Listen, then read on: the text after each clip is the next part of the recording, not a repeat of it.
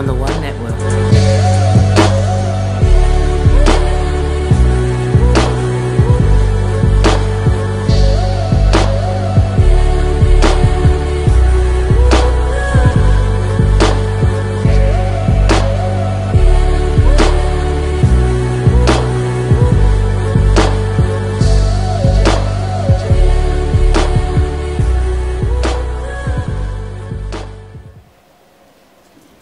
We are here at the Molino Gardens in Chefchaouen, which has become our home away from home for those of us staying in Alstom, Morocco. We love Chefchaouen, but we love this hotel too. And we want to thank Austin, the owner, and Bilal, the manager, for accommodating us and doing lots of running around for us, helping us to make this possible. So, Brian, I know you have all the details, and we will include some photographs of this gorgeous, gorgeous place. There's a beautiful story behind this hotel too.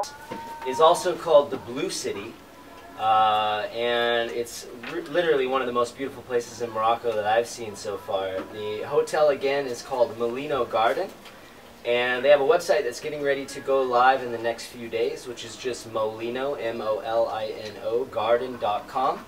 And if anybody is interested in making a reservation here or coming by, they have an active email, which is just info@molinogarden.com. And one of the owners, Austin, is here and has hosted us. So live, thank you once again, Austin.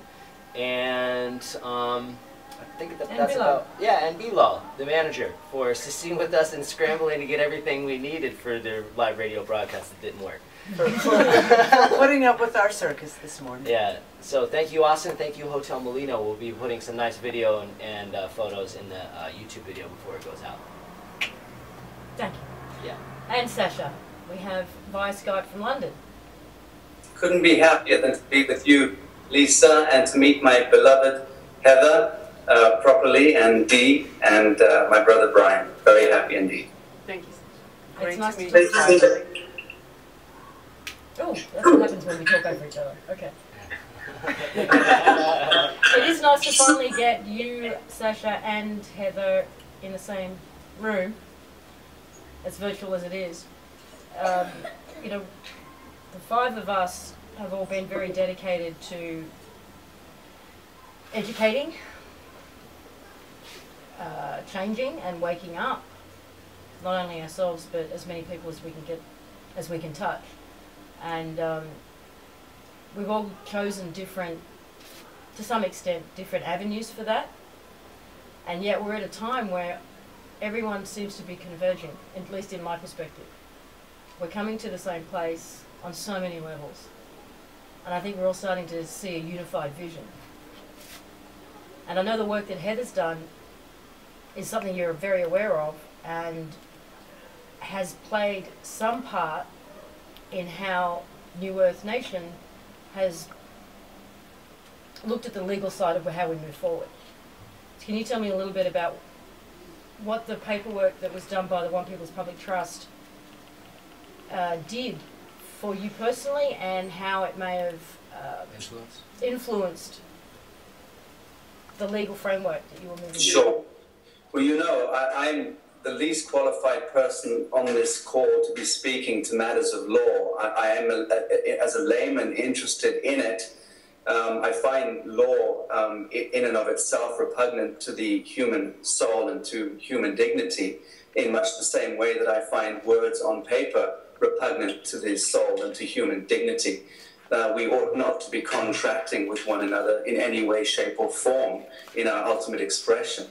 But insofar as we are trapped in a temporal field of expression which is by and large hidden from itself most of the time, we feel the need to look over our shoulder and sleep with one eye open, and thereby not trust one another with open heart and open mind.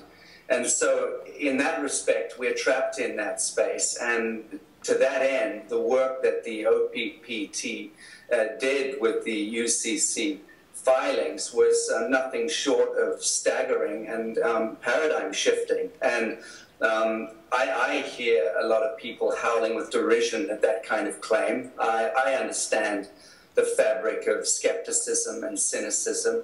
Incidentally, I find that even more repugnant to the human soul and dignity at a time like this, when pioneers are trying with every fiber of their being to peer beyond the Hermes veil on behalf of the great unwashed, and to be stoned almost to death for doing so. It reflects back on the great unwashed in an unprecedented way. But I digress. The OPPT-UCC filings effectively opened the energetic corridor. So let's be clear about this. We are more concerned with the energetics, with the subtle plane, with the torsion, fractal, scalar, energetic spectrum than we are with the temporal realm of expression, which, as I just said, is full of shit most of the time. So in that respect, we owe that action, that perfect action, that perfect event, we all owe it. It's seen it is in some sense, in law terms, the atom seed of the bifurcation, which will now bring about right and proper self-determination and governance and so on. So we took that energetic premise as the atom seed. What we are hoping to do and intending to do, and certainly are in the process of doing, is establishing what we are referring to as the International Tribunal for Natural Justice. And to some great extent, the UCC filings are embroidered into the fabric of the first step that we take in engendering that International Tribunal for Natural Justice. But the tribunal in and of itself is being composed of law experts and people who can speak to the subtleties of law.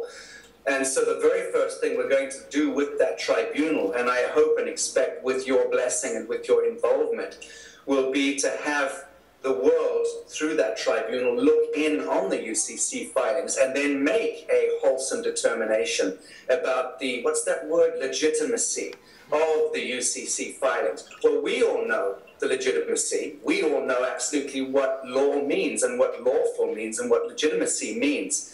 But apparently, the sentinels of law, the judiciaries and legislatures and parliaments and systems that prevail all across the world in 250-odd nation states, corporate nation states, have long forgotten what law means, what legal means, what lawfulness means. So we thank the OPPT, we thank the UCC filings, we thank Heather, we thank the whole crew.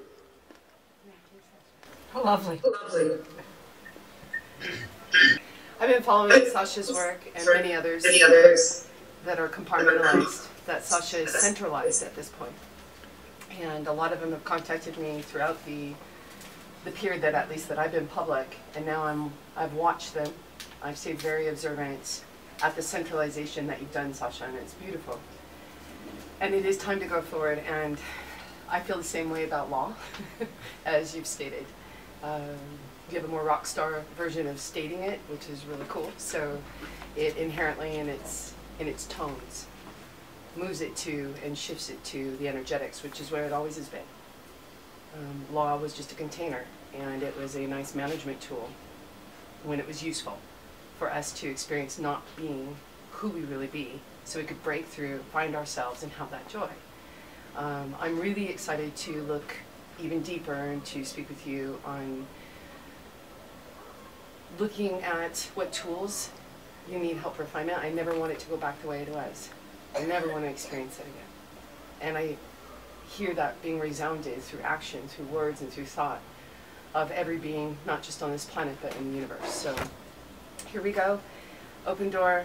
I'm going to follow your lead, Sacha, as far as this conversation goes, and let's really get into the heart of it. That's unfortunate, because I was planning to follow your lead. And, hold on, Sacha, I can't hear you. Let's work it out together. Brian and Lisa can certainly flank, and Dee, I know, has got some very things to say. Well, look, I mean, what do we want to explore? Do we want to explore where do we take consciousness and sovereignty now? You know, in the last year, I've been speaking almost expressly to three items.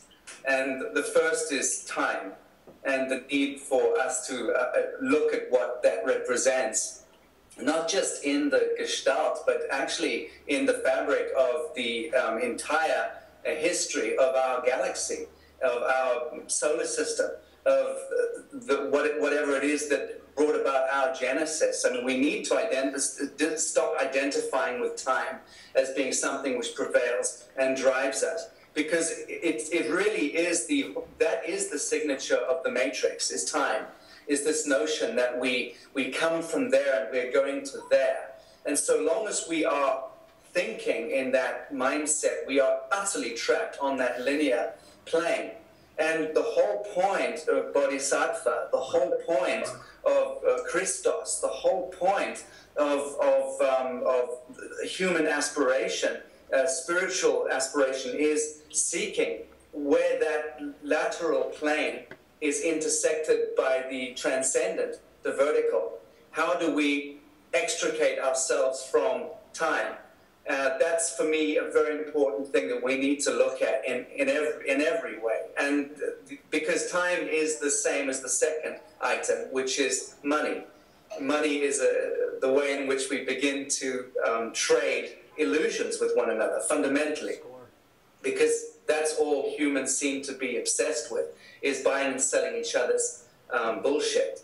Well, that's what the matrix determines that we should be doing. We should be squabbling amongst one another. We should be bargaining and bartering and pushing each other out the way.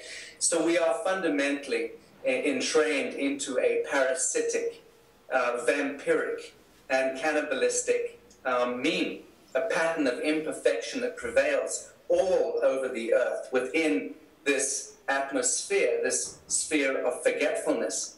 And time and money, understanding what they are, they equate, of course, to the third unit, which is fear. Because time is about fear, and money is all about fear, and fear is all about fear. And fear, arguably, is the primary tone that has been that we've been subjected to, or subjugated to, historically speaking. So my not to beat this particular donkey to death, but my obsession has been with helping my brothers and sisters and myself to understand these first stepping stones, time, money, and fear, and how I, Sacha, forget everyone else on the planet, how I have been entrained, dream-spelled, subjugated into these notions that is the foundation stones of reality. Well, no, they aren't the foundation stones of reality, nor should they be. What we need to do is enter with this 0 point, this subspace vacuum that exists in the center of each of our essence, the id. This is the monad, and this is where we, each of us, need to surrender ourselves to ourselves within that space, because only in that subspace quanta are we truly connected. Telepathically, through the psionic faculties, are we absolutely connected to one another. We are there connected to the, what do they call it, the Druid telephone network. And we're able to connect with one another, really connect, without the trading, the bartering, the lies, the deceptions, all of that stuff which obfuscates and separates ourselves from our humanity. So, as I said, I probably have beaten that donkey to death roundabout now, but time, money, and fear are the things that I'm still obsessed with us collectively understanding as part of that exit stratagem. Okay, so if we keep this to a very personal level, right? Sacha and Heather, for this moment. The experiences all come from each vibration, okay? You're a particular vibration, a frequency, you're unique, one of a kind, so am I. So is every single embodiment in the universe. Fear is the tone, okay? Money and time are just devices in order to implement that fear. So it's not that time and money generates the fear. You've got the fear, and then you have the tools to be able to implement it and make sure it always goes on. Time is beautiful. You know, time can be beautiful.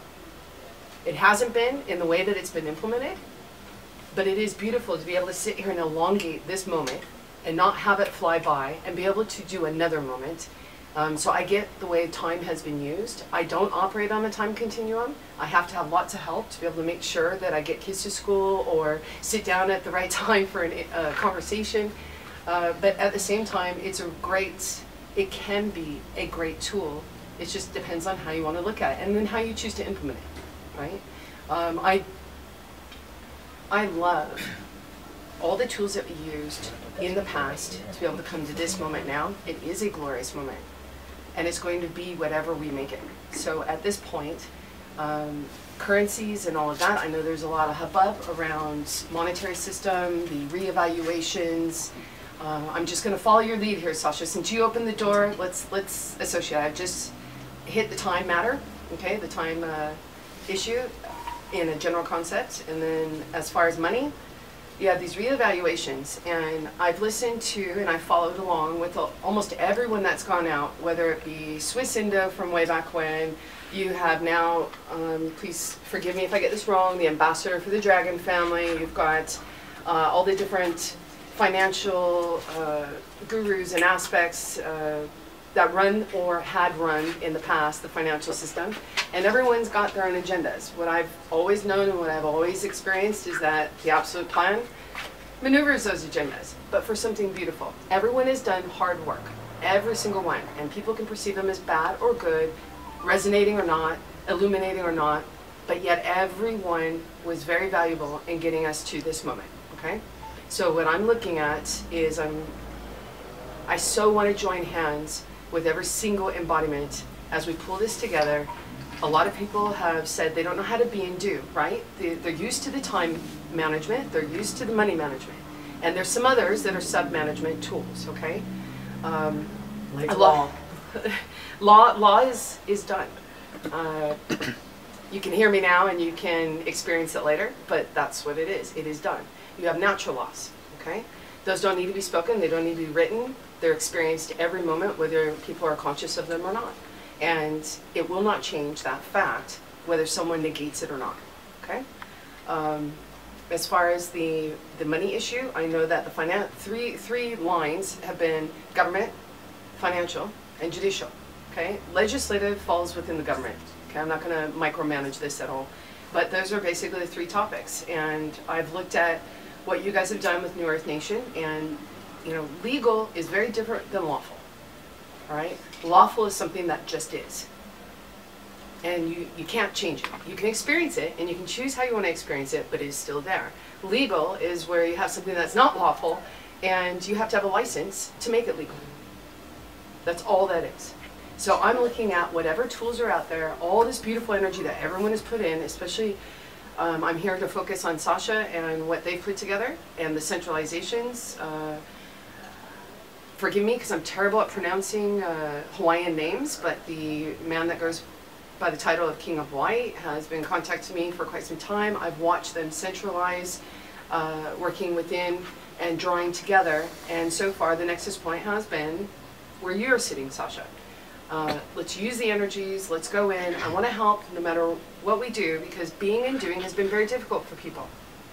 They get upset at me, and I'm going to only speak from my experience, okay, not from others, but from my own experience, is they get mad at me because I don't tell them how to be and do.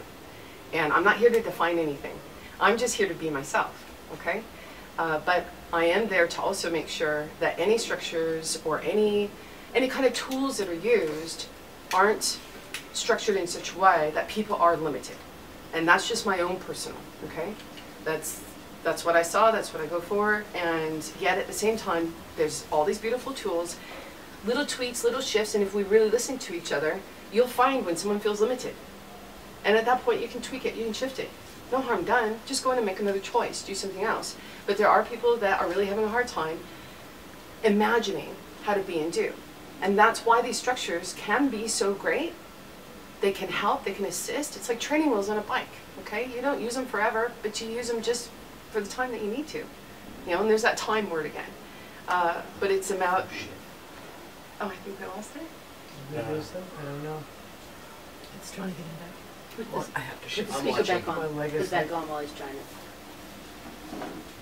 You want another pillow? That should come on now. Okay, so to get back to it, that's just where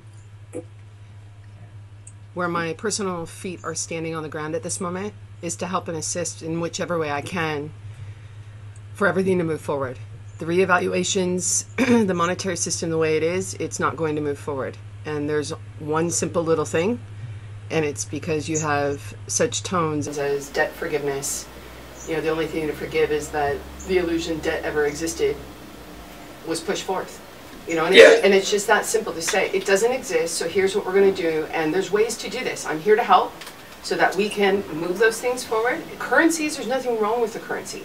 It is just a form of storage for everyone's energy. You only use a fraction of it when you're going forward. You can store it. It doesn't matter, but it has to be done in the correct way, in a way that doesn't represent what is. It is what is. Okay, it's an extension of yourself. It's an extension of your body, and you're going to use it responsibly, and you're going to honor and respect others who want to use it. So there is ways to do this. I'm here to help. I'm here to actually have fun and to do with everyone else. So that's the stance on the money thing. The time thing, Sacha, I really don't know as far as me operating in a time continuum, but I have these beautiful embodiments that are assisting me to do that. So it's a multi-dimensional world at this point and universe, and that's what's coming through. So there's going to be some shifts here. There's going to be shifts of experience.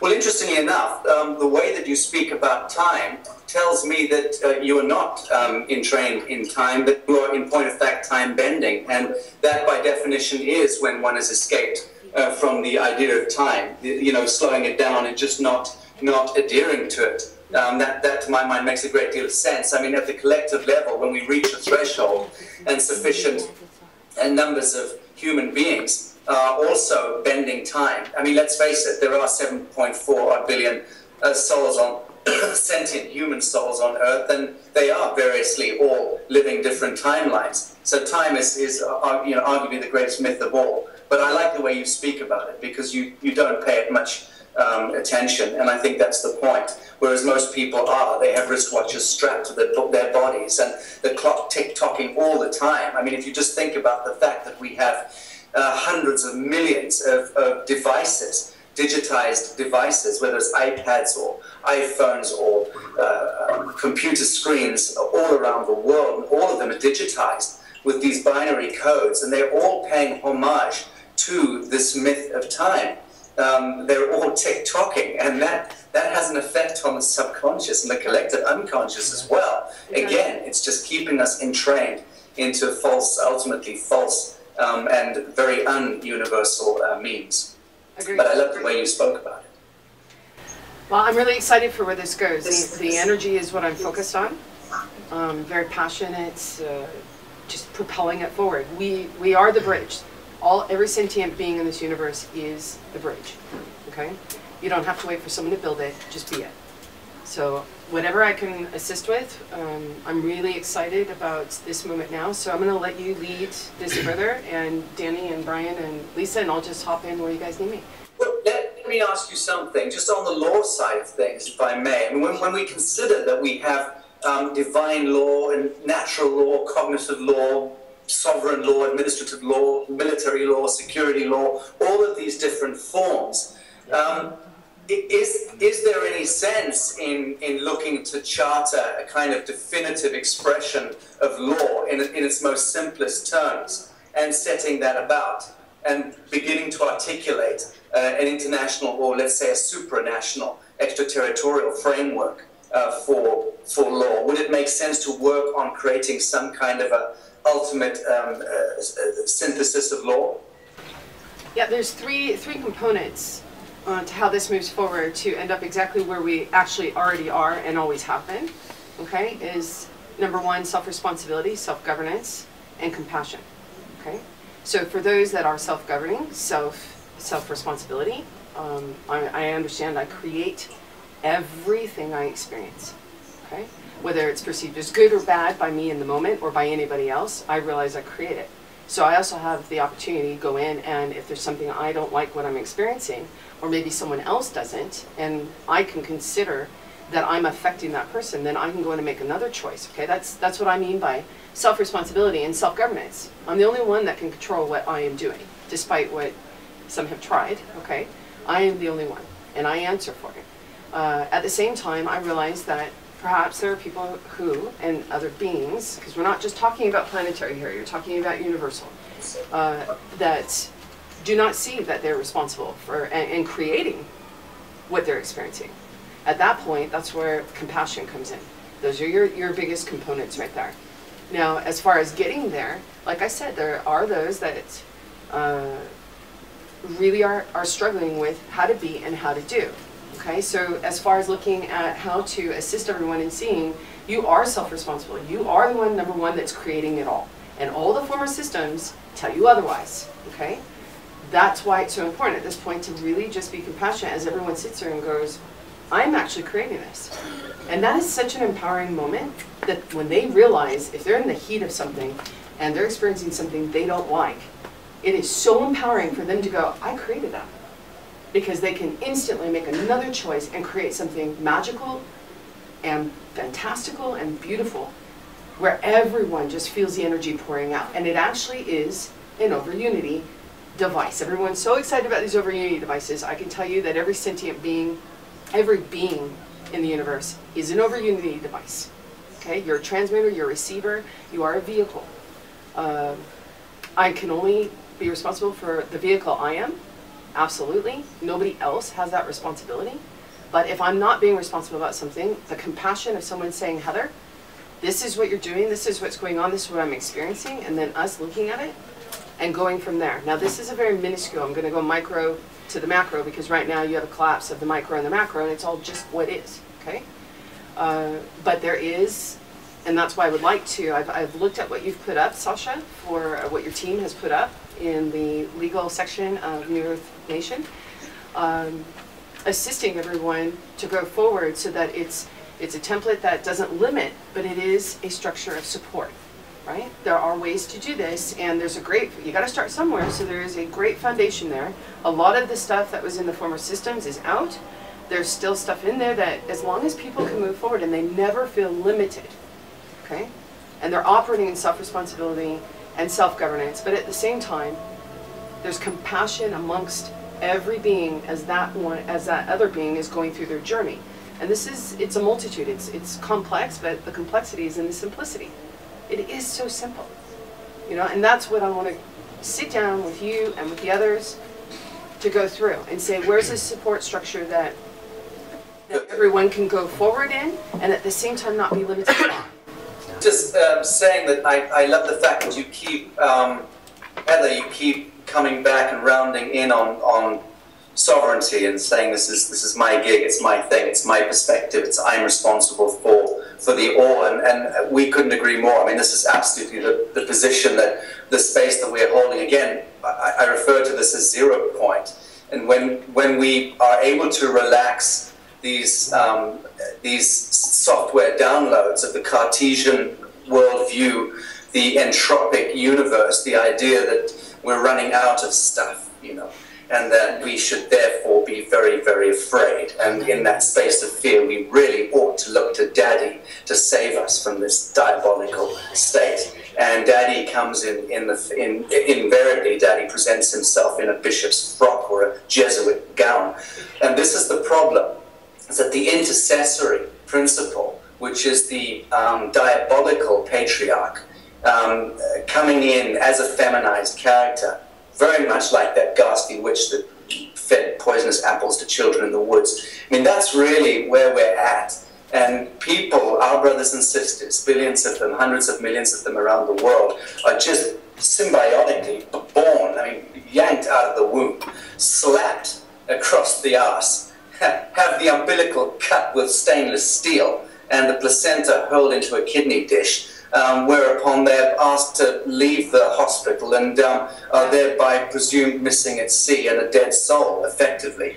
And there the draconian Babylonian spell really begins, and so all of us indentured into slavery, really before we've even learned to squeak. And that is also hardwired into this entropic notion that we come from pain, we're invariably going to end up dying in pain. That is a fucked up premise to bring babies into the world. I mean, that is fundamentally where we're at. So the business of removing oneself or repairing oneself from that linear format and going, you know what, I'm going to do what Heather just said. I'm going to go right back to center and be in this space, and I'm accountable absolutely for all that manifests in my field of expression, all, without exception. There is nothing that will ever occur to me as a soul that is not by permission or by covenant. Arguably, there is soul compacts and soul covenants that also engineer situations and events for us, which we then find ourselves and go, that's not a cool piece of karmic load to carry, but I trust that my higher knowing, my oversoul, engineered this situation absolutely, explicitly for me in this space. So all of that speaks to the same thing that you keep rounding back in, which is sovereignty, sovereignty, sovereignty. And sovereignty in its truest expression is consciousness in action. And consciousness in action is, by definition, sovereign expression. And so long as we are all of us, doesn't matter if there's 7.5 billion or 70 billion, as long as all of us are operating from that quanta, from that 0 point, then everything that emerges through the collective will be a pattern of perfection. It will naturally and necessarily emerge as the pattern of perfection. But you know, you talk about entropy, we talk about entropy and we talk about neg entropy. And it's important for us as an individual, a sovereign individual, to learn to get to grips with this. Am I, as a living man or a living woman, am I participating in an entropic paradigm by virtue of the words that come out of my mouth, the actions that issue from my being? Am I participating in an entropic, life-depleting paradigm? I.e., am I cannibalizing off my brothers and sisters in order to fulfill my egoic perspective, or to try and give myself a kind of wave, a spiritual wave to surf upon, or however we want to spin this? I need to really identify as a sovereign being. Am I participating in entropy, or am I participating in neg-entropy? And neg-entropy here, the negative aspect of entropy, or the obverse of entropy, really speaks to life affirmation. So whatever it is that I'm doing or being or saying in this world, am I giving freely? Am I participating in the dance of creation, in noble expression? Is that, because that is by definition life affirming, that's neg-entropic. And this is the bifurcation that we find ourselves at. And even, as Brian well knows, the thread that was opened up, just to invite questions for you and for me, just that thread alone invited some real creepy, crawly aspects. Really negative, nasty. It tried to anchor this noble undertaking into a real shitty space, and almost succeeded in different ways. It's interesting when we look at that. It takes one imperfect action in a beautiful space to dim the light, and conversely, it takes one pure action, one right action to shake the devil off our back. And this, you know, the story I often refer to is whether you agreed with the Ceausescu regime or not in the greater scheme of things. If you look at the Romanian Revolution, and you look at that fine day when there were 60,000 people hemmed in on that square, all having to salute and clap at their Führer when he was giving his speech, and it all came down to one action, which was a woman, purportedly, beneath the balcony, who, when the police were hemming the crowd in and there was this eruption about to take place, and the woman, the old woman, just put her arms around the security guard, or the military guy, and gave him a hug. And the guys next to him put down their weapons, put down their shields, and like a dominoes. And within hours, the people had then kicked the doors in of the presidential palace, and within 3 days, the revolution took place, and that particular unique tyranny was over. But that was predicated on one right action issuing from that old woman, in not hitting someone with a broomstick, but simply putting putting down the broomstick and putting our arms around the guy behind the black helmet. So again, where do we, every moment of every day, where do we place our energies? Are we participating in entropy or neg entropy? Can I jump in real quick? Sacha, I'm glad that you mentioned the saviorship model. You know, we've done a lot of talking about this concept of having a saviorship model, and that being one of the leading elements into the programming that we've all been led to believe. Look outside yourself for a savior, whether it's the religions that we've been indoctrinated to believe in, or whether it be governments or politics, or whether it be the elders in our community or our teachers in our schools. You know, to look outside yourself for answers, and it's got this this pattern to it. You know, it's such an honor to be on this call. We've been so excited about it for the last 2 weeks since we started to put it together, because, you know, I for one, I admire the work that you've done, and I've grown to love you and the being that you are and the messages that you put out, and Heather being a huge inspiration on the work that I've done and the direction that my journey has taken me as a result to linking up with her.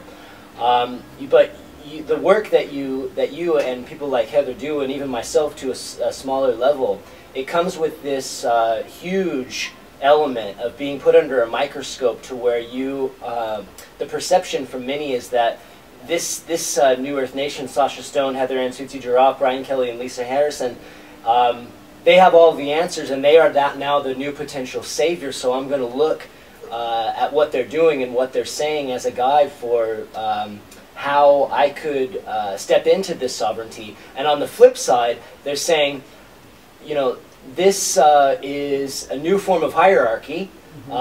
This is being labeled as the New Earth Nation. I'm sure, you know, we saw a lot of it on that thread that we put out. You know, the New Earth Nation is this new form of hierarchy. And how could they have gotten everything that they done with all this funding and all this support? And you take this criticism left and right. I'm just curious, because it's such a common theme that comes up. If you want to address that, just so people can hear it directly from you, and you have an opportunity to share in that regard, because it seems that around every corner you get these false accusations based upon rumors that people are sharing that is pawned off as truth with a lack of total understanding and data to pull from. I understand exactly what you're saying, but let Heather speak to that first, then I will. Okay. I'm going to tell you exactly what I'm going to do, and what I've always done, is that I understand that every single being is source, all right? Everything that has been done was done under a certain mandate, and that mandate was for source to experience not being source. The mandate has changed. Source is going to bust out, and has been busting out, and being source very visibly, okay? This is on a conceptual, just so that everyone understands. Now, I understand also that some data might be coming out here shortly about you have your soul, your souls, your oversouls, physical. Okay, all of this is coming out into visibility, and it's all going to be used through the vehicles that everyone is, that every embodiment is at this moment. I would, if presented with a situation where you do have folks yelling and screaming, let's get really detailed here, okay, really descriptive. You have folks yelling and screaming. Pick a character, any character, someone, Bush, Obama, whatever you want to call it, okay? Let's go with Obama. That one I always use. Obama has been sitting there, and he has actually put everything on the books through executive orders that has been practiced for millennium. And he looks like the bad guy. All right?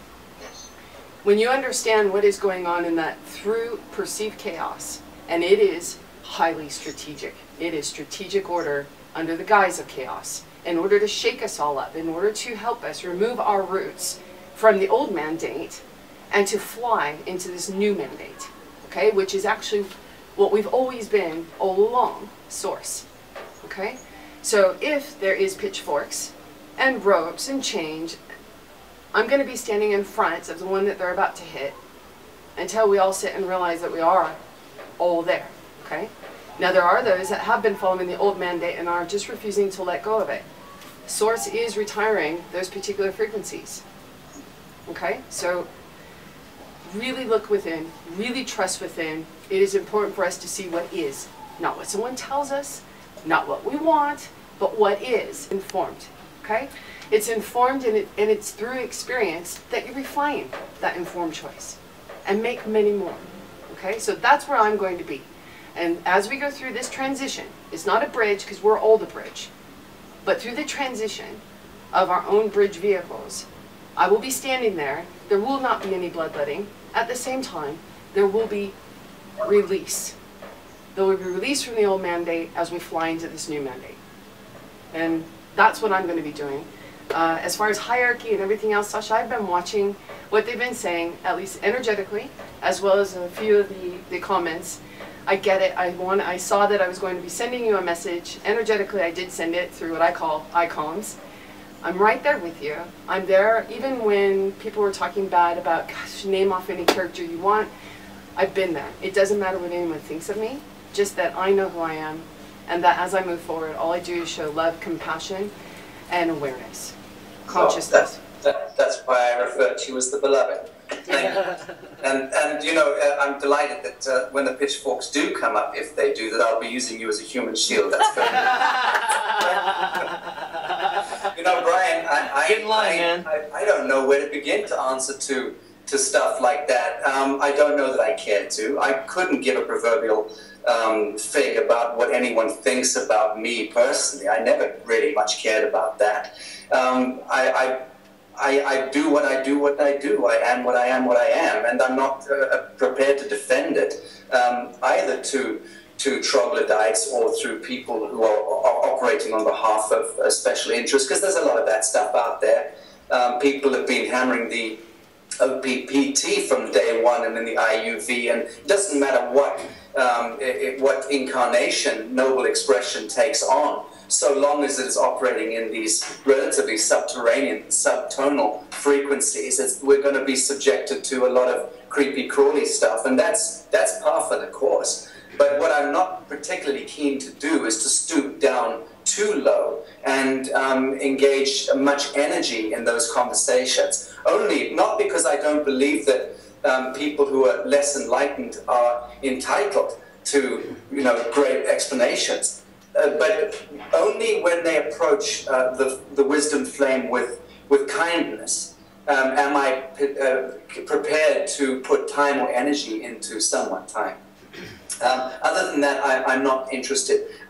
Speaking for myself, I'm not a publicly elected official. I don't run a charity. I'm not accountable in that sense to people. I'm just doing what I do. I'm an artist fundamentally and a poet. That's the only thing I've ever regarded myself as being half decent at, oddly enough, is that. And the rest of it is just, again, expression. And I'm so fortunate in much the same way that Heather is and has been in having the most extraordinary, gifted, talented, and brilliant brothers and sisters who have variously cohered to some of what I've been on about. And don't get me wrong, I get lambasted by my own team, and I constantly get pulled down and beaten up, as it should be. But I'm no leader, and which is actually why I use bad language from time to time. I was looking at it last week and asking, why do I use bad language? Because I don't like hearing bad language. I can't bear people when they swear in my company, and yet I'm always doing it. And I thought, well, I'm trying to kind of trash my own, so that I can never be, you know, an official. I can never be a leader, because I'm just too much of a maverick to ever fulfill that space. But yeah, I don't care what people think, and I don't care to answer to them. If anyone has a coherent question on anything, including on my bank balance, I'd be happy to answer to it. In point of fact, I'll tell you now, I'm broke. I've been broke for a long time. I'm heavily broke, and I rather enjoy being broke, and it just doesn't bother me. You know, you're talking to a table full of broke people, so... Right. You know, first of all, Sacha, I so appreciate your candor, and you know, you saw on that thread how I handle blind accusations as well. Similar to you, you don't throw more fuel on the fire. I think what I pulled away from that thread the most, kind of the underlying theme, is that people have this, they're wondering, where do I go from here as an individual? You know, what next steps do I take? Action steps that will enable me to further embody my own empowerment, my own sovereignty as a co-creator being of everything in my universe. And the troubles and the complications and the challenges of daily life make it hard to navigate through the mud of what is still transpiring on this planet today in so many areas of our lives, whether it be personal, revolving around our relationships and our careers, global, revolving around war, poverty, that stuff like what's going on in Gaza, so on and so forth. And people are really wanting to know, you know, I get emails all the time, as you do on Facebook, that, you know, I'm starting to understand it, I'm starting to integrate more of my own understanding based on my own intuition and guidance, as opposed to looking outside of myself constantly for answers from others. How can I go about navigating this terrain when I'm supposed to be in court on Monday to represent some strongman that isn't me? And how do I stop the Child Protective Services from taking my child away, as one of our friends is doing in Norway right now? And if all of this illusion is the facade that we know it all to be, how do we make the conscious choice to no longer consent to this slavery that we've been indoctrinated to believe is such a natural part of our life, when in fact it is the most unnatural part of our existence? What do you say to those people that are looking for those answers, and what kind of action steps they can take in their own personal lives based on your experience and what it is that you've gone through as an individual? Stop paying tax. I mean, I've been saying this in everything, every time I ask the question, but if you want to do something, in order to remove yourself from the dream spell, and certainly to throw yourself in the deep end as well, because trust me, you'll get a stick coming at you when you just stop paying tax. But that's fine, because the stick is also a tremendous solution. It doesn't actually exist. Yeah. So if one wants to have the cone stick of the Zen masters crack your skull, and bring oneself into this space to do something conscious, I would say stop paying tax would be a great first step for the average schmo. But you know, then there's all sorts of arguments about, oh, but I've got children and I've got responsibility. Well, hey, then go to that harvest and stay with that harvest. Yeah. Because so long as we are going to make excuses for not engaging in right action, and now it doesn't matter, even someone with an IQ of 62 knows that their dollars are paying for tanks and for drones and for strikes against developing nations. So every time you put into the system, your energy is going in to work in order to make this godless thing called money, in order to pay the utilities which go to the man who creates the prison for you to go to work to. And so that feedback cycle is set in 20 million exquisite different ways and modalities for human beings in every creed, every culture. But when they choose to step out of it is when they choose to step out of it. And the surefire way of the average pundit, or the average person listening to this show, for instance, would be, in my view, to stop paying taxes, and certainly to stop filling out one's name in block capital letters. Because all of that is just perpetuating the contracts, and that's the stuff we need to extricate ourselves from initially. But there's other ways of engaging. I mean, I rather enjoy getting pulled by police now, and when I do, I invariably end up with 2 or 3 of them sitting on the bonnet of my car having a great conversation, because there's ways of engaging people in uniform.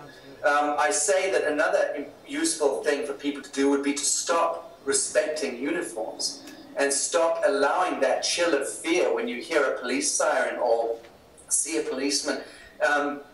Stop engaging with that constriction state that kicks in every time you see these artificial or these imposed authorities, and that they always come in the guise of uniforms. Obviously, that's what drones do. But we need to disengage from our own connection to that space, because every time we get that little adrenal rush, and we get that little, and it happens in cities hundreds of millions of times a day. The reason why these ambulances and fire services and police services have the Hertz frequencies encoded into those sirens, designed to close down the pineal capability. Get that straight.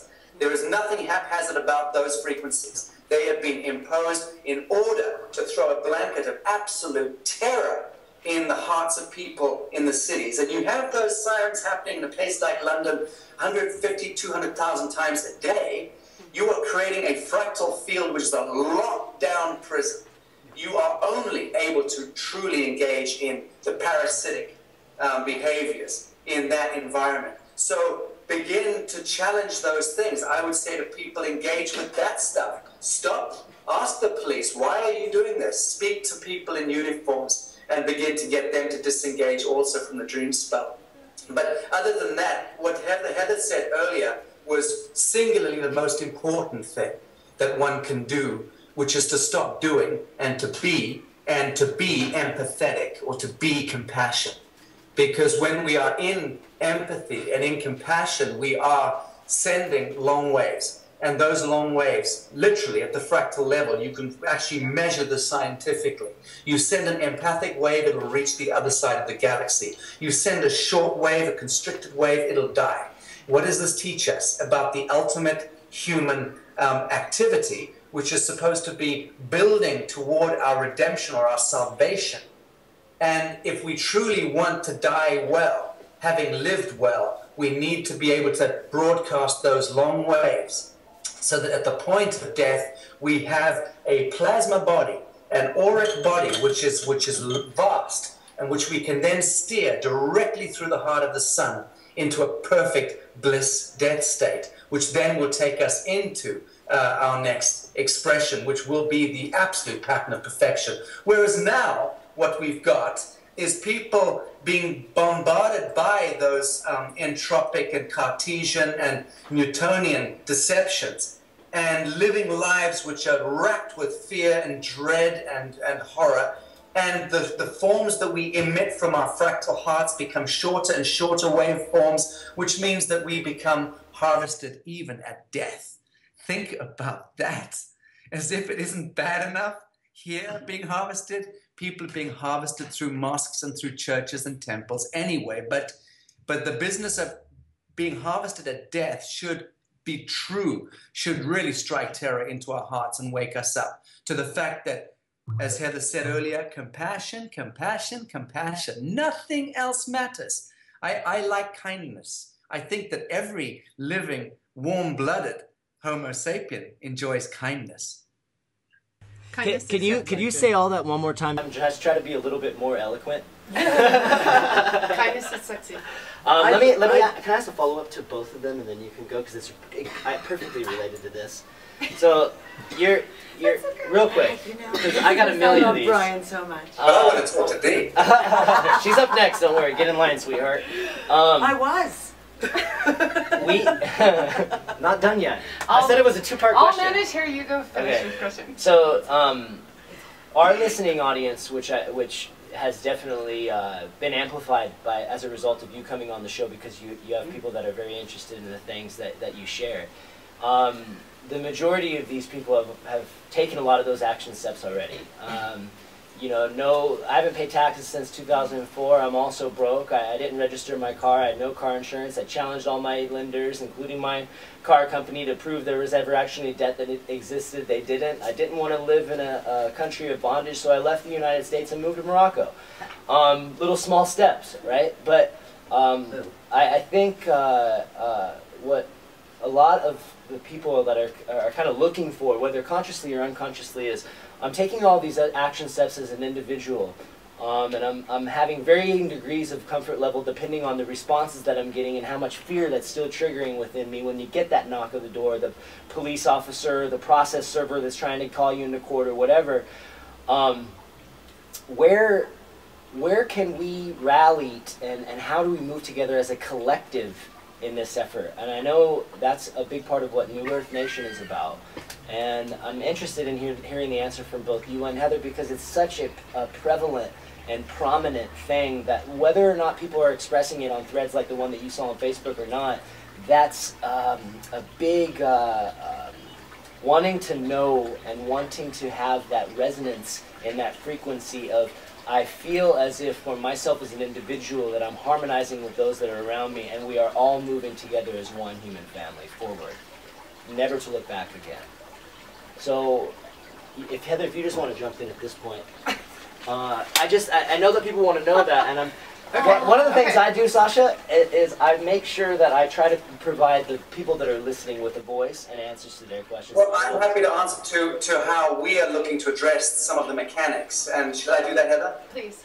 Okay. So I'm done. And I'm, again, the least qualified to speak to matters of law. I am no fundi here, but I do know that the International Tribunal for Natural Justice that we're setting up right now, part of the process that we're engendering is with our private attorney general, Rod Klaas, we are beginning a program this year, principally in the United States, of training up 1,000 private attorneys general. And this is just form.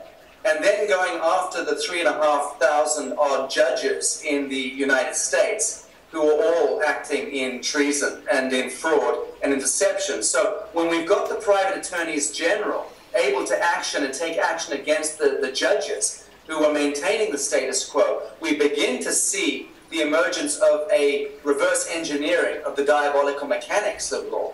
So the mechanics is what we have to engage with. I mean, God knows that's what Heather and the crew did painstakingly. But now we're taking it to private attorneys general, sheriffs, and the capacity to enforce that pure law, without which we will be in trouble. Because ultimately, we know now, look just at the Bundy Ranch incident that occurred in the United States recently. That was a classic, to my mind, that was the most exciting event that we may have seen in respect of the federal authority having to stand down. Now, I know there's a lot of info and disinfo and double disinfo flying around that particular issue, but that was a remarkably beautiful event that occurred when the Federal Land Management Agency were beating to death just a good generational farmer. Just sheer Agenda 21, total thievery, banditry, privateering taking place. And that man loaded up his shotgun and stood at the gate and said, "Come at me." And when they did send in the black helicopters and the assault, the military, effectively 200 or 300 cowboys on horseback appeared over the hill with loaded shotguns. Now that was very, very effective because that pretty much put the federal authorities in check. They could either have begun a massacre there, which would have started a civil war long before they intend to engineer it. And that situation didn't work out well for the feds, put it that way. But it taught a lot of people in Midwest America that they do carry the day, provided they stand up and get out of the front door, put down the remote control, put down the Kool-Aid, and get involved. So that if we can show people together through the private attorney general's training program that we're doing and the sheriffs, engaging with the sheriffs, and if we can show the average person that the mechanics are arriving on their street for them to engage with, the metric is laid for them to engage with, I believe that that's when we will see millions of people getting involved, but not really before, because they can't make the connect. They see government as being this hugely powerful, colossal kind of elemental cloud that exists somewhere that always carries the day, always wins the day. Not so. As Heather said, Source is redefining that covenant. Beautiful. You know, I was really lucky that all my backup for the investigations just disappeared. Okay, everything from budget to legal teams to infrastructure, intel even at one point went dark. I was really blessed to have that experience because I actually had to go boots on the ground and go in myself. And I've worked with judges since law school. I had a really great internship that I did. And so I've had multiple aspects, okay? I've seen corrupt. Everything from a Pentagon, a general brigadier that sat on a lowly bench, hiding there, while I was going through the investigations, that advises the Pentagon, to just these amazing people. So what I learned through the whole thing was to see them, and Sacha, you're exactly right, don't see the uniform. The uniform is a symbol to be able to invoke the shortwaves. And I'm going to go just a little bit, because I know Dee's got more on this, but It is not the short waves I focus on. And I couldn't even identify what it was until I went into these investigations with the fear, okay? I had to work through the fear, and I found that it's like Monsters, Inc., it's more powerful for me to laugh than it is for me to scream. And I got to go in and I got to see judges that would sit there and follow the scripts. I watched attorneys follow the scripts. I watched sheriffs follow the scripts. I watched every single person from an observer to the clerk all follow scripts. And it was really, I'm so blessed to have that experience because I got to see them as them. Not as I was told, not as I wanted them to be, but definitely for what they are. And we had some huge shifts in there. I got to see a judge who just, I scared the hell out of him. Not intentionally. I just went in and I was myself, but I was shooting long waves. And when you're used to short waves, the long waves can knock you on your ass. Because it's not just going through you and stopping at you, it's going out. And I watched him for 6 weeks study up on what the hell I was doing. Without even talking to me, without doing anything. He gets really nervous around me. And then I watched him go into a courtroom one day and hand me data in front of everyone, screaming and yelling at me. So the bank attorney's focused on him screaming and yelling at me and going, yes, all right, she's getting it. She's getting what she deserves. And yet he's giving me all the data. And it just didn't matter how he delivered it, just that I got the data. And at that point, I was so in love with the man. And I was in love with this attorney. I was in love with just the whole experience because there are so many that are and have propagated the form of systems that knew that we could do this, all of us, and assisted in ways that maybe we just weren't aware of, but they did. And so when this comes down, Sacha, I would really like to talk with you and see how I can assist and just be me as far as sending out those long waves.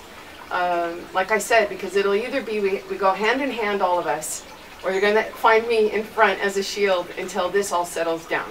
And that's for anyone. Okay, so I don't prefer the Neo. I like that statement. Are you saying I can dodge bullets when the time comes? I'm saying when the time comes, you won't have to. And that's where we are, you know. So as far as how we move forward, this will delve into the energetics. The energetics will make itself visible. It is all about energy, long waves, short waves, and changing it up. And then you will see exactly what the money system, what the time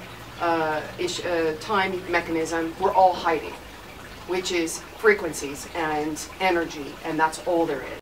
You're absolutely right about this, Heather, and to speak about that judge, I mean, that's a beautiful story, and it's one that we should constantly be reminded of, because it is perfectly true. There are so many people, goodly people in the corridors of power who themselves will actively participate in this unfoldment and this awakening, given half a chance. But if we continue to simply be, again, that army of creepy crawlies who just want to hurl rocks at the citadel and set fire to everything, well, we're going to be in a great deal more trouble with that kind of energetic behind us, infantry shooting into our backs. So I had yesterday a special ops military guy here, one of the guys who trains squadrons around the world in the desert, and a friend of mine for long standing. I know a number of these extraordinary guys who variously done a Faustian pact over the years and have participated in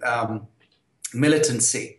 This guy yesterday, who's somebody I love very much, and he's ostensibly a very scary character.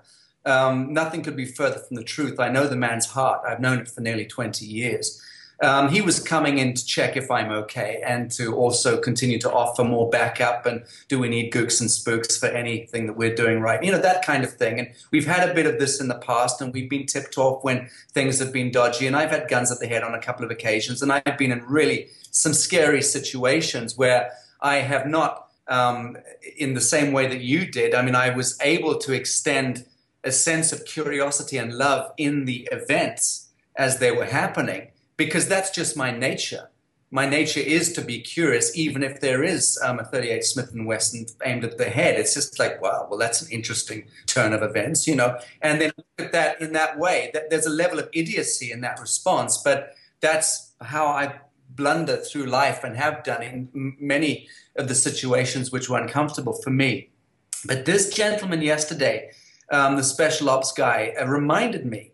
He was telling me that some of the senior ranking special ops guys in the world, and that's from everywhere from the Middle East to Siberia, he said are really wanting out of this game. And he said, we know, we are sitting in those rooms. We are the close protection security when those deals are being cut by these old serpents with black diamonds and with all sorts of weird stuff going down, Masonic, occultist bullshit. And he said, me and my buddies, and this guy's been at it for 20 years, okay? He's not a novice. He said are pretty much up to here with this. And we look at our kids now, and some of us are even getting grandkids, okay? And are looking into the eyes of our children and going, nah, what am I paying into? So it seems to me, and that was a very beautiful meeting for me. It was 3 hours long, and at the end of it, it qualified a lot for me about where we may be at with the military-industrial complex even. There's a lot of biotechnicians and molecular biologists and all sorts of military guys and who are just good humans looking for a means to express that humanity. And I would sooner, and I also believe that those guys are the ones, the good Eagle Scouts, are the ones that will make the difference in the next 2 years. I'm one of these that believe that between now and 2017 we will see the end of this game, and a conscious collective ascendancy I believe will take place within the next 2.5 years. I'm happy to say that on the record here. Hallelujah. Yeah. I'm going to do some rewrites. Let's do some rewrites so we can up that up. No I don't work on time time. continuing, Sasha. When it feels good, let's do it. Say 2 years or less. That sounds better. I'm so happy to hear that. You want to go with your question? Yeah, Okay. I just actually wanted to talk about this because this is actually really important. And especially what Sacha was talking about with the short waves and the long waves and the fear. I've touched on it in articles. My background is political advocacy for maternal and infant health. So when you were talking about the whole thing of the birthing and what was done to a child, it's like, oh, darling, you have no idea what's been done. And maybe one day we'll have a conversation all about that and how it affects the humanity levels that we're at right now. But when I did all my advocacy, all the work that I did was through Facebook, because it was this lovely tool that had been given to us to be able to reach out across the planet to join people together. And yeah, I know, I'm sorry. I can't help it, guys. And then one day, I went into my Facebook. Having been off, I've been really, really busy for a couple of weeks and I had not gone on. And I opened my Facebook and started to scroll down my wall. And I looked, and every article that was posted was about this baby who died from his circumcision, and this baby who died from the vaccines, and this mother who died while giving birth because of a botched cesarean section. And all of a sudden I sat there and I looked at this and was like, oh my God, how is this affecting me? When you read, and it's like, because of, that's what I said my job was to bring this information forward, so therefore you have to be involved and you have to read and keep up to date with every piece of this news. And then I realized what it was doing to me and my own frequency of, like you say, the waves get shorter, shorter, shorter, even though you're trying to move in love, because you are so inundated with this fear from every aspect. It affects you in a daily basis in ways that you can't even comprehend. And now that I'm looking at, I've watched people that I interact with daily. For example, I have several Skype rooms. And I have these incredible people I deal with who are so amazingly smart, who are so educated on alternative health, on consciousness on so many levels. And then I watch them slip back because they're following every little thing going on in the alternative media, and they follow what's going on in Gaza, and they're following what's going on in Ukraine, and this, and they dig, and they become overwhelmed with those short frequencies that it literally incapacitates them, and it shuts them down. And I've had conversations where I've said to them, but you know what you need to do, because you and I've had this conversation a month ago, 6 months ago, a year ago, and yet now you're in this place of fear, and it becomes a block. And then it's like, how do I move forward? I'm so afraid. And it's those short frequencies. And that's one of the things I talk when we talk about what can people do. One of the things that I've done most recently is to just unplug from all of that and say, I can glance at the headlines and go, oh, that's really funny, or this, and sometimes something specifically. So we're supposed to do the shows anymore? We can stop plugging, we can do it. I'm not saying that. It's a wrap. It's a wrap. Okay, we're done. I'm retired. It's a wrap. But people need to be conscious of the data they're taking in and its effect on them physically, emotionally, consciously, and how... You're absolutely right. You're absolutely right. One thing I'll say, just in line with what Dee just said, is, you know, Are you hearing we hear you. Awareness is about... I wanted to just say something to what Dee's speaking about, because it's so important what she's saying. And again, forget about the intellectual or philosophical or spiritual dimensions of a moment, and just look at the biological form, your body. And your body is the technology. I love the fact that Heather said this earlier, because in the last 2 or 3 weeks, I've been speaking constantly about the human body being the ultimate technology. We are the galactic technology, perfected. And this is just something which in my dream state, I'm also exploring at the moment. But I'll tell you this, I've just been in the hills of southern France with my dear friend, the physicist Dan Winter, and his genius crew. And we're making 3 films at the moment, which you guys will know about, because I intend to get out to you guys with a film crew as well soon enough. But what I'm learning from the electrochemistry and the biochemistry aspect to what Dee's just been talking about is seminal. Oxygenation. Actually, if you oxygenate your blood properly, you emit naturally, you can contaminate yourself, and you send out longer forms. You're more able to engage with empathic resonance and so on, simply by being oxygenated properly. And also to be hydrated properly. And another interesting factor here, and I don't want to take this beautiful meeting into the subterranean depths of shape-shifting reptilians, much as I love that subject, but what I will say is that whether we agree with that or not, we cannot disagree with the lower astral realms, the so-called demonic lower frequency realms constantly imposing itself on the expression of humanity.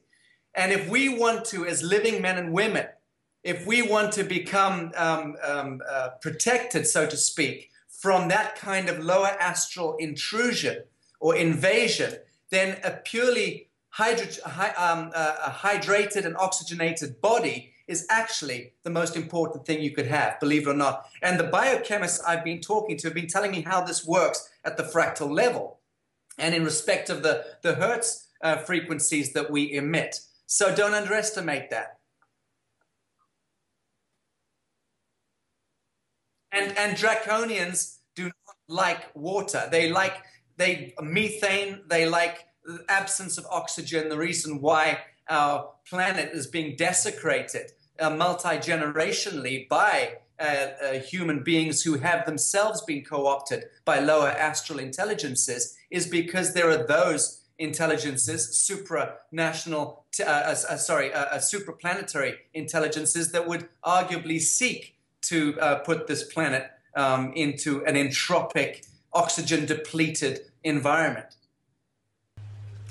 Okay, so Sacha, you guys have opened the door to what is about to spill out, okay? All over. And all the data will be there, not one piece missing, all right? So, first off, you realize everything's a construct. Once you realize everything's a construct, but where the source is, okay? So, it's not just me. That's the one thing that kept me going, was it's not just me doing this, all right? There's many aspects to me that maybe I'm not aware of, but I can feel them, I can sense them. Okay, all the guys that you were referring to and girls on all sides of the ponds in every dimension of reality, everyone is tired of what we went through. Okay, so there's so much help, and it's just a matter of opening up and sensing it. Okay, you may not be able to see it, but you can sense it, you can feel it, and it's actually what is driving and what's always driven me. All right, at this point, a lot of people are sensing that and standing up where maybe they wouldn't have 6 months ago, a year ago, 10 years ago. All right, so that I trust in that. I trust that no matter what situation I'm in, I'm going to know exactly what to do.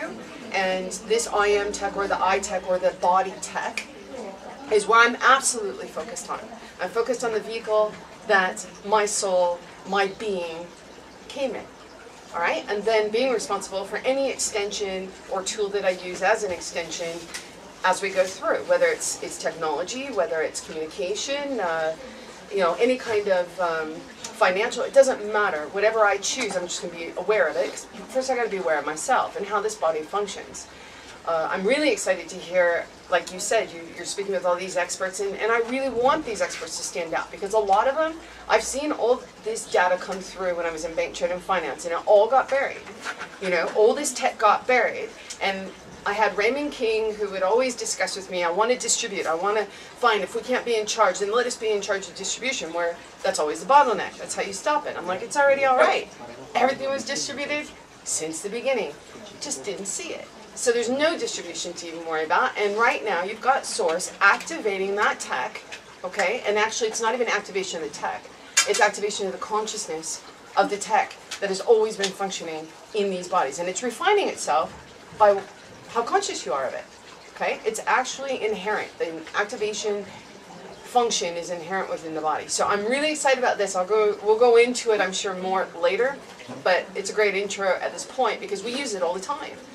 About 99% of the work that I've been working with these guys for over the last year, and then of course Caleb and Loie and all these others before that, never got reported about, because the databases, and to explain how enforcement and what I was using for enforcement, or what we relied on or trusted in enforcement. I trust in the blokes like the guy that you just described, sitting down with you going, I've had enough, because I can feel him, I can sense him. I may not know him by name, but I know there are many of them, and not just here on this planet, but also off. But you got to start somewhere. So I'm going to start here with me, and then sense and feel, and then see them. And they will show themselves as well. So it's okay. I don't mind standing. Let's do it. I'm really excited about this, Sacha. I really thank you for getting on and doing this. It takes only two hands to join together before others see, and they start holding their hand out as well. And we all join together, and we'll refine this. And if someone doesn't like something, just say it, okay? And then we make another choice and go from there. There's nothing to be fearful about. Just have fun with it. The more laughter, that's the biggest cure ever. Say laughter in medicine, and they freak out. They don't want you to be happy. And if you actually put laughter as the mandate for the medical industry, they would have to change the way the hospitals look, how they feel. Actually, you're in Malaysia, right? You spend a lot of time in Asia? Right now in London, but I have a base in Indonesia, yeah. Okay, so I know that when I was in bank, trade, and finance and shifting back into it after the prosecutor's office, there were a lot of these sports and spas being created where you could get medical attention in such a way that it geared to the fact that your family makes you heal. It also, the environment, the feeling, something beautiful instead of clinical and sterile. It all affects the bio that's in your body, right?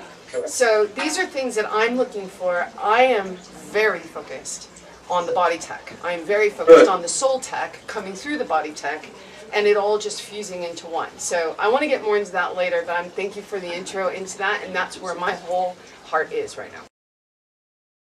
Oh, beautiful. Well, I'd love to have another a chat with you about the bioarchitecture that we've been developing for many years, because we have been doing it.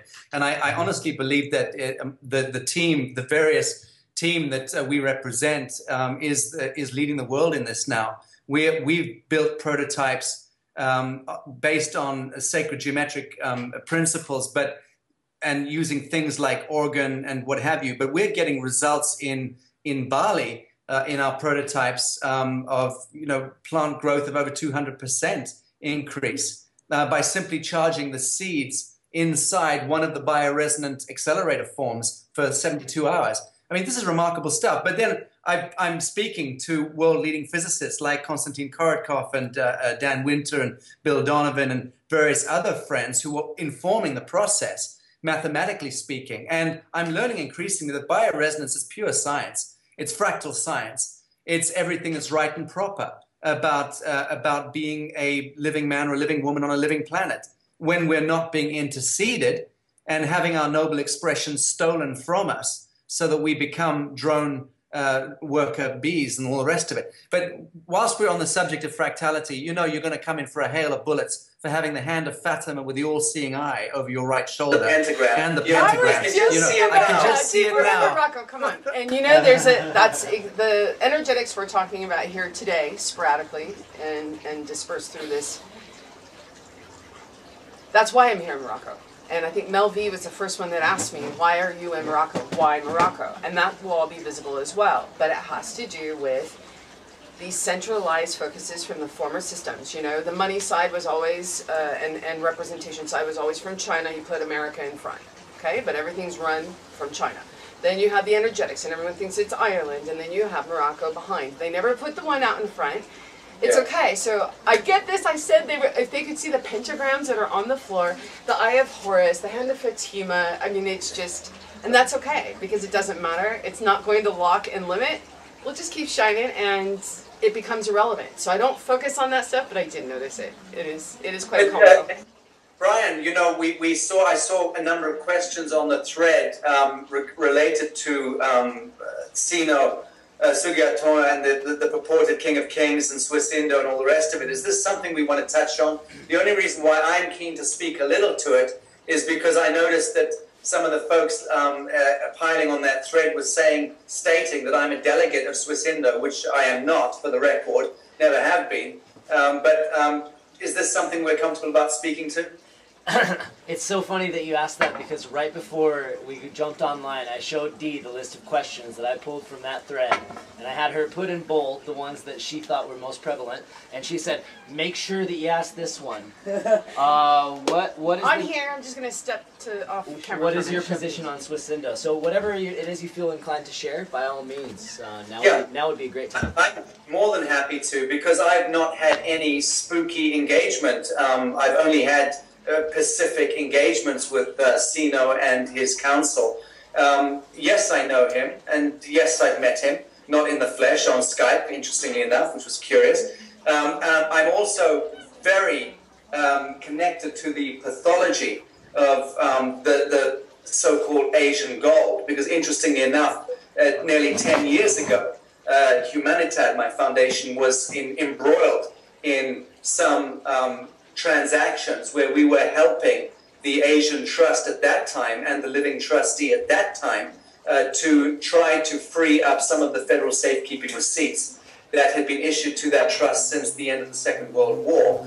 And we spent a couple of years traveling with a few $1 trillion worth of these federal safekeeping receipts, trying to get AAA rated banks to use their Fed screens to have them honored. And we failed in that endeavor. At a given point, I told my team to desist. I said, this is not going to help. We can't help free up using our NGO status and our connections politically. We're not able to free up any of these federal safekeeping receipts or the value to the Asian Trust. So let's just let it go. It was clear to me 10 years ago that we were locked down in endemic fiduciary mafiosa. And that's where we've been for a very long time. So the story of the Asian gold is not new to me. 3 of my directors 10 years ago, at my behest, went to go and see the gold in underground, in caves in Southeast Asia on 2 different trips. And they did. Photographed stuff, brought them back to me. Even a gold bar was brought back to London.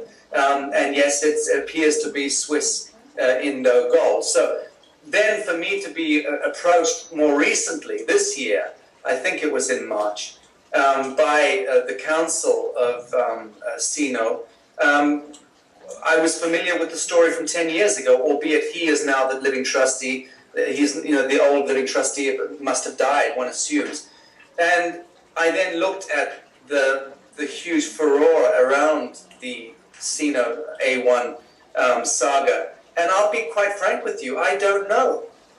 I don't know. Energetically, I have not received any psychic, hits that warn me. Again, I'm not afraid of anything in this world, be clear about that. So I'm maybe blundering into things, but I've had engagements with him and his counsel only in as much as we were approached by them recently and asked if we could bring some of our brain trust in they thought that the New Earth Nation was a good, clean, blank canvas and that we'd done it well by maintaining this absolute neutrality and not having hierarchy and not having agendas, so to speak, but just creating a blank canvas.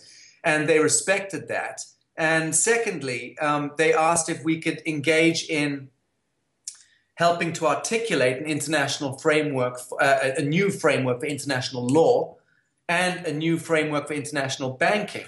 And yes, I'm connected to some of the world's leading economists and have been for well over a decade. And I've been publishing stuff in macroeconomics for well over 10 years as well. It's a subject I'm fairly conversant with, he said, scratching his head. I was told you should never scratch your head when you're answering a question. It means you're lying. But actually, I banged my head on my bathroom cabinet yesterday. That's why I'm doing it. So we were approached by them and we engaged. And my own engagement with Sino was very pacific, and I found him to be fairly delightful with a great sense of humor, which was refreshing. But I can't speak to the subject beyond that. And Mel V, who is a friend of mine and an enemy of many, bless her heart, she's such an amazing firebrand. But Mel V is involved with them, I believe, and as some of her instincts I trust tremendously. I'm not afraid of the situation. I do believe that I know the gold exists because, again, over 10 years ago, 3 of my own directors were sent to go and see it, and we saw it. And how can that be lent as collateral to the issue of a new planetary whatever? Who knows? Who cares? I mean, I personally don't think that we should have anything backing any new currencies other than empathy and fellowship and love and and creative expression, basically. I'm glad you said that because that was going to be my next question. First of all, big shout out to Mel V. We love Mel V. And she'll listen to this, so she'll appreciate the shout out. Let's turn this down. What do you say to the ever-growing large collective that believes that the answer to some of the major challenges that we're facing individually and collectively as a human race is to have this large redistribution of wealth, and that being the answer, whether it be to the tune of $5 or $10 billion or 6 million and whatever it is from what Swisindo has to say. I mean, do you see, what's your perspective on that, just from a very generalized and whatever it is you want to share? My understanding is that there's anywhere between $600 and $900 trillion worth of gold in respect of street value, if we're to believe what we're told, which is housed variously in different depots across Southeast Asia archipelagos, and that may or may not be the case. And I just don't bloody know. I mean, I've thought about it. I've thought, well, there was about a month that I spent early this year just thinking, okay, if that is the scenario and we can get the gold and we can get countries of the world, especially the BRIC nations and the developing nations, the G77 nations, if we can get those countries to begin to accept this gold as backing to the issue of a new 0-point non-usurious system, how is this going to play out? Do you deposit $2.6 million in every man, woman, and child's account? And there's a certain grotesquerie to that idea, frankly, as far as I'm concerned. It just doesn't sit well with me. I don't want to be engaging with bank accounts. I don't want to be engaging with false value in that way. I find it really quite discomforting. So my mind was not cohering and my heart was not cohering to that language, albeit one could do that, mathematically speaking. One could engage. If Swisindo were to say, here's the gold, and we would actually see it and touch it now, forget 10 years ago, and if we would be able to work with that gold and free up the national debt in 250-odd countries as a one pure action, I would say that would be delightful. And as for the rest of the gold, I'd say let's make toilet bowls out of it. You know, I'm really interested to see what Heather has to elaborate on this one. And I can tell she's queuing up already, so go for it. Heather's got some interesting info, I can tell you on that one. This isn't like a drop-in note in a larger conversation. This is probably a conversation all on its own, okay? I'll say that to begin with. So we can go over general concepts, and the best way that I can do that is by going from my own experience, okay? Things that I've experienced in whatever way I've experienced them, but speaking from what I've experienced. You end up having collateral accounts. The whole entire system was built on creating a box and then having a system to be able to measure, okay? Because how do you measure source, okay? Other than creating a measurement system so that you can experience yourself in some limit and then just shooting outside the box, right? So I really am thankful and grateful for purported collateral accounts, financial system, the energy regulators, because that's where it really actually comes from. You know, if you want to treat Earth is like an exchange traded fund. You know, I love ETFs. ETFs are probably the greatest transparency tool in the whole financial system. Yep. Okay? You can only bring something that is actually value into it. It has to actually be something tangible, right? And then what they do is they create, it's actually called creation units that they cut, right? Creation units. And the way that you actually get creation units is by bringing something of value in, so creation units can be cut out. And then they have a mirror set up on a NASDAQ or some kind of market system, and that's actually where the fiat is all generated, okay? Earth is an exchange traded fund, and the little funds that are inside of it are just the beings themselves, okay? I've always known from the beginning, Loie and I, Loie's my mom, Loie and I used to talk about this all the time. What is the easiest way to have a very peaceful moment, okay, in that transition from mandates, you know, the not experiencing source to experiencing that you are source, and that was just full remembrance, okay? Then the other thing was, what makes money, time, and all of that irrelevant, okay? Do you do bridges? And then, of course, everyone's going to fight over bridges. Everyone's going to fight over who distributes, who manages, who controls, who gets to experience the bridge even. Yes. Okay, so at that point, it was really simple. Have everyone actually experience the value that they be in these vehicles. That's why if you have people that can manifest with their thoughts and know that they can manifest, you can manifest anything you want. You want to manifest 500,000, which I think is so funny because now they're saying if they move to this gold-backed system, right? And you can't take a commodity and make it a backing for a financial system, which is why they're trying to take down the whole commodity as far as gold and silver go, because, you know, they know that. It's already been dispersed. The silver fix going down. And silver fix going down, people backing out. Okay, so here's the thing. If I'm able to manifest whatever it is I want, and let's say I manifest 500,000, they've now got, and actually it's been there. Basel III has been in existence actually for years. They just haven't been able to implement it. Okay, and I worked with one of the Basel III certified guys that go in and they tell you whether a bank is good or not. Can they meet the Basel III requirements? And he used to sell certificates of good standing and in lieu of lines of credit so that he could build his own business. And we call them Dr. Death because it only took a bad letter or a good letter to determine whether you were going to live or die. Okay? I've seen so much of all of this, and I've had my own experiences. It was not just a blurb and a conversation. This is a whole conversation on its own, and really not one I care to pay too much energy into. Okay, I am focused on the tech that these vehicles are for the being that comes and shines through it, because then money's irrelevant. Then whether or not you have a patch of land to grow some food is irrelevant. You can experience whatever you want, and you can use time as a mechanism to elongate it or shorten it and determine whether you just want to manifest it out of thought or whether you want to actually experience and give and interchange with the actual seed that grows into a plant. Yeah. It just depends, and that should be everyone's own personal choice in their journey. The collateral account, Swiss Indo. I got to talk to Sino on Skype, same as you, not in person. Nobody really comes to visit me in person except for these crazy folks. And so Sino was just a beautiful energy. Of course he had, there was a language issue or an interpretation issue. And so a man named Ross, I can't remember his full name, Ross Hanley, just jumps in and he's got a whole different energetic signature than Mr. Sino. But we spent an hour and a half, and I really listened to what they were saying. And I had Michael, he's like the Eric Holder of Italy, right? And he's contacting indirectly and saying, we need a solution. The systems have not been able to generate funds since 2012.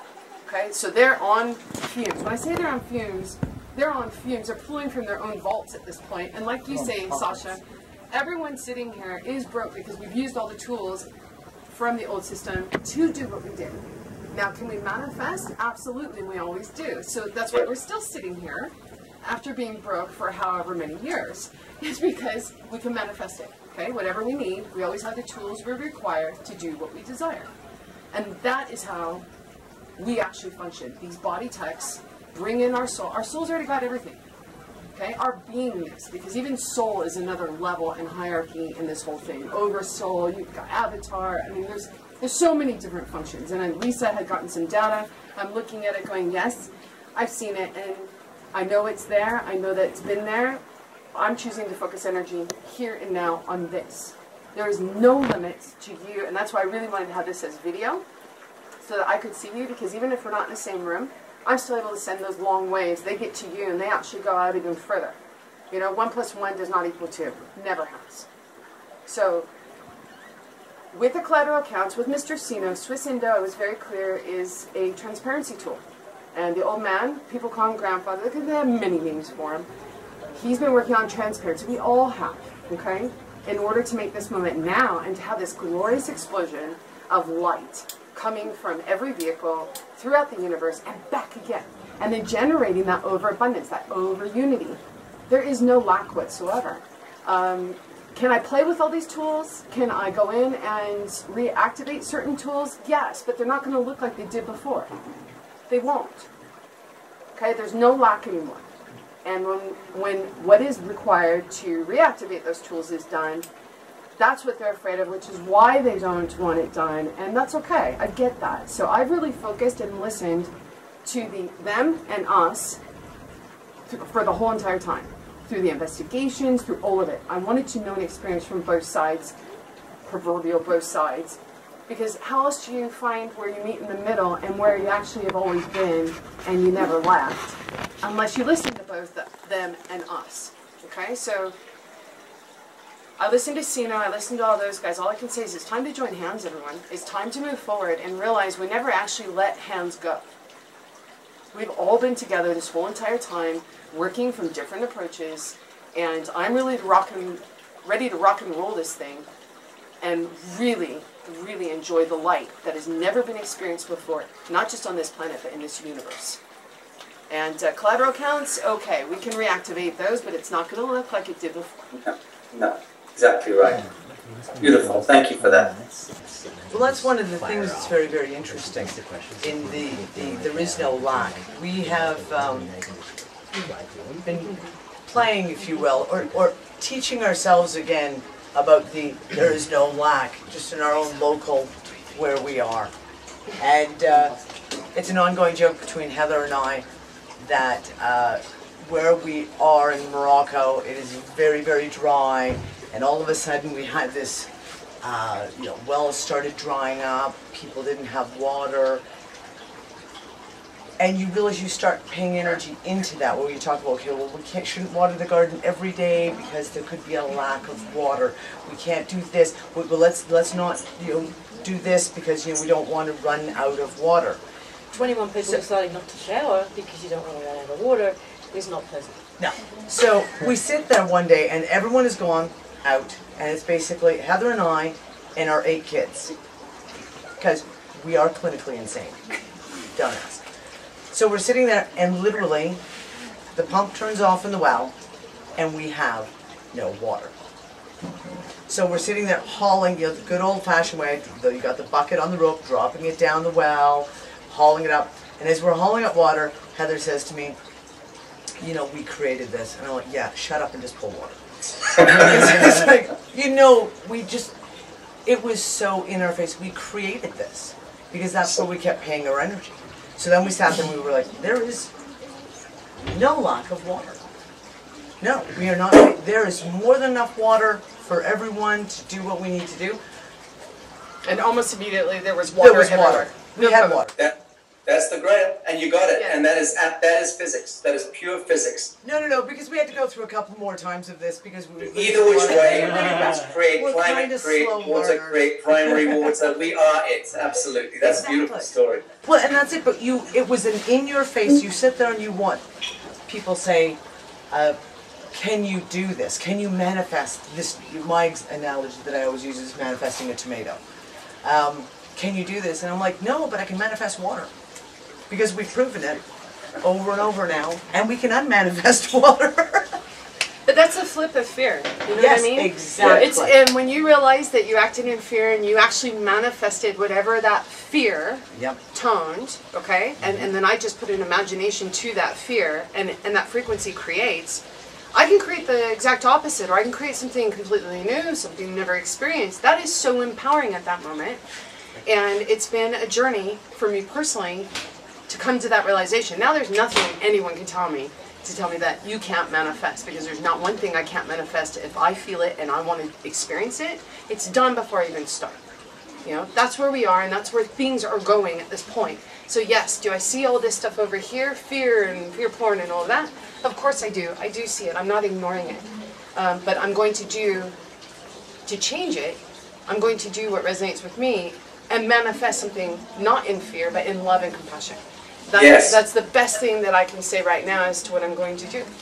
I say again, it's pure science, and when we project our plasma bodies, and we are all of us variously wizards and warlocks and witches, and whether we're conscious or unconscious of those processes, that's how we operate in different waveforms whilst we're asleep in different states of consciousness. We're constantly casting spells upon one another and curses and blessings in this world. And when we begin to understand that those energetics, those supra and sub-energetics are the energetics that actually create a pincer movement in our reality field that actually becomes the dance of Shiva and Shakti in respect of manifestation. This is something so important. I mean, when you identify with scarcity and we project our plasma body toward that form, then scarcity will do our bidding. It will be our overlord. It will hold the space. And conversely, when we project the other will emerge. And this is the real majesty of the human condition that is emerging now off the back of a very long and arguably diabolical galactic sleep, is that we are awakening with this photonic capacity to bend time, as we discussed earlier, and to manifest things almost instantaneously. Certainly, the more we release these false constraints and notions of time, we will indeed be able to manifest instantaneously, because it is where we plasma embed our projected id. That is where the majesty of our immortal energetics will carry. So there is nothing that we cannot accomplish, nothing we cannot achieve, or nothing we cannot be or create. And the more we are able to simply own that space and own that knowing, we become it. And then the whole of that Canaanite, ritualistic, Babylonian, god-awful paradigm that we're all aware is so toxic becomes voided in one instant. Yes. Well, and that's where I'm going to let these guys take over for the rest with you, and I'll follow in, but I just wanted to say this. No, I know, but I'm watching, and she has a clock up on here, that girl. And what I want to say is this. I got my toolbox, okay? And the biggest thing that I have in my toolbox right now is me. For me, in my toolbox. So I am going to put my toolbox out and join together with all the other toolboxes, and I really want to get this rolling so fast in a twinkle of an eye, okay? Good, thank you. And then that's open season now to be harassing you. So I thank you for that. Anytime. Welcome to the club. We do it all the time. And speaking of time, though, we have been recording this now for a couple of hours, so just as we start to wrap things up, I'm going to hand things over to Brian, and where he can just throw out some of the questions that we know are the most common that did come up both in the chat room, on the website, and through Facebook, various Facebook threads. And if you guys could just give, some concise, short answers to them where you can, if you can. And I have deliberately stepped back today because I really wanted to enjoy myself the interaction between the two of you and what you guys play together. And I feel very honoured to be here in the space that we're in, with everybody that has supported bringing this together. As makeshift as it looks, you've got no idea what was required to put it together. The energy that went into it. And the people, and who are devoted, truly devoted to assisting in any way they can.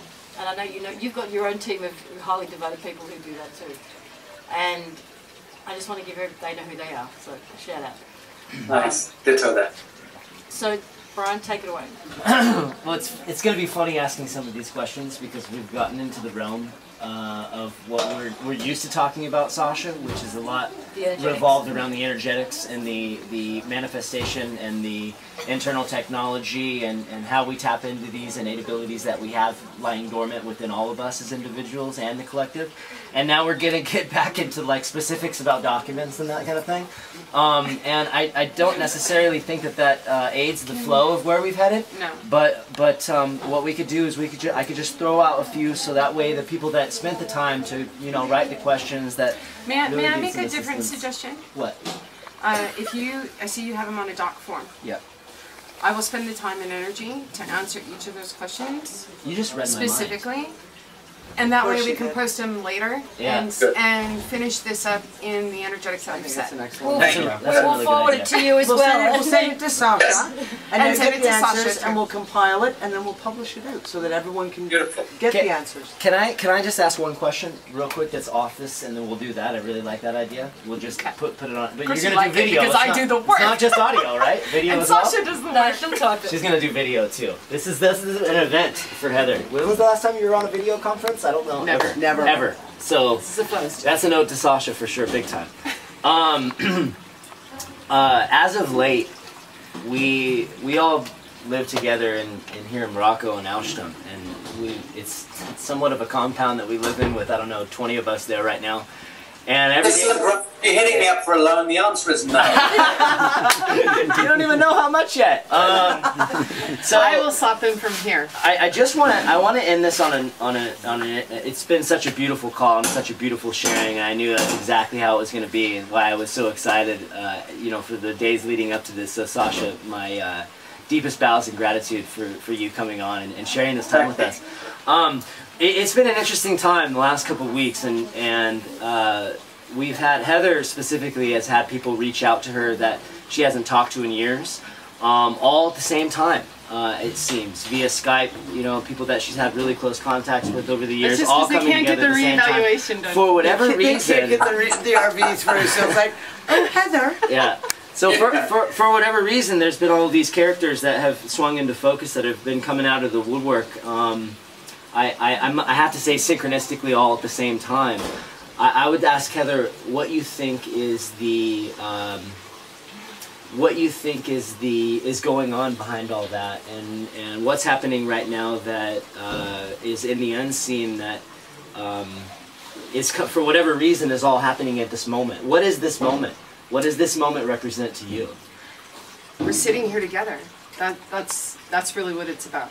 And us talking about putting our energies together, pushing more energies out. Yes, all these old contacts from Intel, from banking, from all over have been contacting me, and I get that the reevaluations and the new launch of the financial system aren't working, and that they want some help. And so what I did was I looked to see, and I've actually been watching Sacha since the first time that Nanako and you guys contacted me. I've been watching to see who the them and the us are all sort of paying energy into. Where do they resonate? Where are they magnetized to?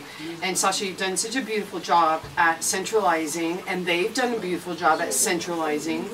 And so I could see where certain folks, certain frequencies are drawn to this particular area over here. And then I see over here. And the way that it was going to work out in certain agendas was to create an illusory, unseen, third party to join the us and the them. So what I'm saying is why don't we just join us and them together as one, which is what we already all are. So I'm coming out in a way, yes, that I'm not terribly comfortable with, but it's really helped to just sit and be able to focus on you in your chair there.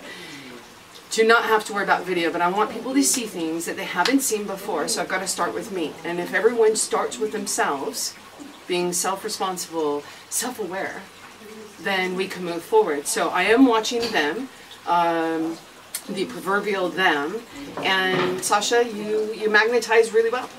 And so I'm here to join hands.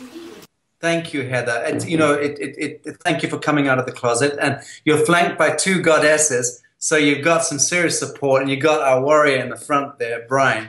Yeah, this is very, very exciting. And again, I can't wait to speak with Greg Paul and Wolfgang and Jean Marie and my beautiful team. I'm their team, they're my team. We're just completely aligned and cohered to everything that I'm hearing from you guys. So yeah, good. Let's do some deep plumbing.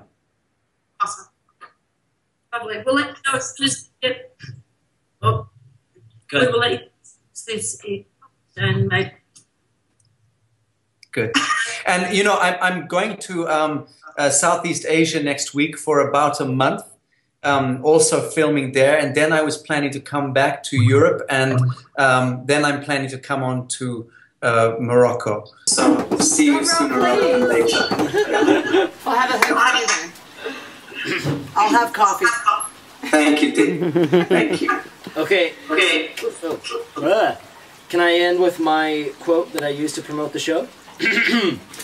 For me personally, limitations live only in our minds. But if we use our imaginations, our possibilities become limitless. Good quote for the Collective Imagination Show. Yeah. Shanti, Shanti, Namaste Shanti. and blessings to you, Sacha. Thank you, man. A pleasure as always. It's been too long. Let's not make it so long again before next rendezvous. Thank you, Brian. Thank you, Lisa. Thank you, Dee. Thank you, Heather. Thank you. We love you, Easy. man. Love you. Be well. Namaste. Bye.